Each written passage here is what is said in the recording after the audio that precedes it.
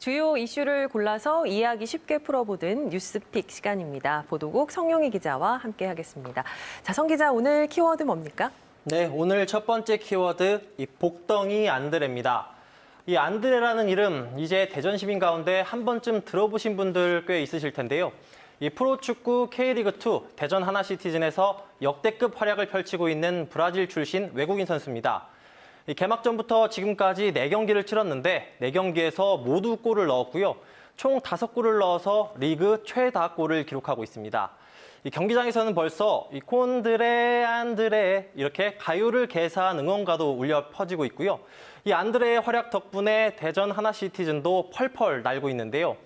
그제 안산과의 경기에서 안드레의 결승골로 승리를 거두면서 이 4경기 무패 3승 1무로 단독 선두로 올라섰습니다.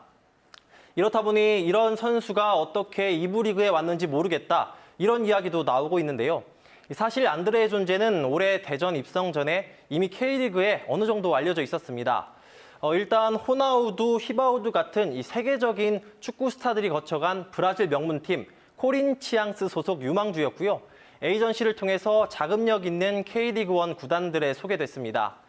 다만 1997년생 어린 나이로 아직 실력이 증명되지 않은 상태에서 적지 않은 몸값을 지불해야 한다는 게 변수였는데요. 기업 구단으로 재창단하면서 자금력, 소위 총알이 풍부한 대전에게는 기회였습니다. 적극적인 구애로 코린치앙스 쪽을 설득했고요. 안드레도 2부 리그지만 비전 있는 팀, 대전을 선택하면서 돌풍을 이끌고 있습니다. 네, 대전의 마지막 1부 리그 시즌이 2015년, 그러니까 벌써 5년 전이더라고요. 네. 뭐 기업 구단 전환에 또 선수 영입도 굉장히 공격적으로 했고 지금 말씀하신 안드레의 활약까지 팬들의 기대가 남다릅니다. 네. 1부 리그 승격 기대해봐도 될까요? 네, 이전 기록들을 살펴보니까 2부 리그로 떨어진 뒤 개막 4경기 무패는 올 시즌이 처음입니다. 이 시즌 초 성적만 보면 아예 다른 팀이 됐다 이렇게 볼 수 있는데요. 하지만 경기 내용을 들여다보면 불안 요소들이 있습니다. 그제 경기인 안산전을 제외하고 지난 3경기에서 모두 상대에게 실점을 먼저 내줬다가 지는 경기를 비기고 비기는 경기를 이겼거든요. 좋게 말하면 역전의 명수인 건데 반대로 이야기하면 성적은 1위지만 상대를 압도하는 경기력은 아직 아니다. 이렇게 볼 수 있습니다.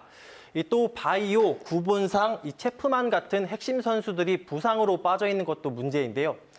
그래서 강팀의 조건을 점점 갖춰가고 있다는 게 그래도 굉장히 긍정적입니다. 황선홍 감독도 적극적인 전술 변화로 상대에 따른 맞춤 전술 능력을 보여주고 있고요. 무엇보다 안드레가 상대 수비수들의 집중 견제를 받고 있는데도 꾸준한 공격력을 보여주면서 승리 요정, 승부사로 자리를 잡고 있거든요. 이런 점을 봤을 때 이번 시즌 아직 초반이긴 하지만 1부 리그 승격 충분히 기대해 볼 만할 것 같습니다. 네, 대전의 축구 팬들이 안드레 선수에게 취해 있다고 봐도 몸빵한 그런 상황인 것 같습니다. 앞으로의 행보 기대해 보도록 하겠고요. 자, 다음 키워드 만나볼까요? 네, 다음 키워드 45년 만의 퇴장입니다. 앞서서 축구 이야기를 해서 레드카드 이야기인가 싶으실 텐데 그건 아니고요. 주민등록번호에 있는 지역 표시 번호가 45년 만에 사라진다는 소식입니다. 주민번호는 생년월일로 된 앞자리와 개인마다 다른 뒷자리로 구성이 돼 있죠. 뒷부분 7자리 번호는 성별, 지역번호, 등록 순서, 검증번호 이렇게 구성이 되는데요. 사실 앞자리 생년월일은 쉽게 알 수 있으니 그렇다 쳐도 뒷자리도 마음만 먹으면 여러 정보를 통해 추정이 가능하다는 게 문제였습니다. 실제로 2017년 국정감사에서 이재정 의원이 김부겸 당시 행안부 장관의 주민번호를 인적사항을 토대로 맞춰내면서 질타를 하기도 했고요. 한 편의점 점주가 아르바이트생을 채용하면서 호남권 지역번호를 가진 경우 지원을 금지한다는 공고를 내서 논란이 있는 등 부작용도 잇따랐습니다. 그 뒤로 주민번호 체계 개편 논의가 본격적으로 이뤄진 끝에 행정안전부가 그제 주민등록법 시행규칙 개정안을 입법 예고했고요. 개정안이 적용되는 오는 10월부터는 지역 표시번호가 사라지게 됐습니다. 10월부터 주민등록번호가 유출돼 변경하거나 신규로 부여받는다면 뒷부분 7자리는 성별 표시인 첫 자리를 빼고 임의번호로 채워지게 됩니다. 주민등록번호 체계가 바뀌는 게 이제 45년 만이라고 하는데 이 개편이 이번이 처음이 아니라면서요? 네, 저도 몰랐던 사실인데 현행 체계는 1975년에 도입됐습니다. 아마 50, 60대 이상인 분들은 기억하실 것 같은데 이 1975년 이전에는 주민등록번호가 지금처럼 13자리가 아니라 12자리였습니다. 12자리 주민번호가 도입된 건 1968년이었는데요. 이 당시 북한 무장공비 30여 명이 청와대 코앞까지 집도한 이 김신조 사건, 이걸 계기로 이 박정희 정부가 간첩과 불순분자를 색출하겠다며 최초로 이 주민번호를 만들었는데요. 이 당시에는 앞에 6자리가 생년월일이 아니라 지역번호였고요.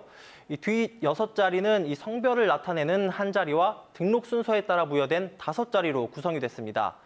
이 당시에 첫 번째로 주민등록번호를 발급받은 사람, 예상하셨겠지만 박정희 전 대통령이었는데요.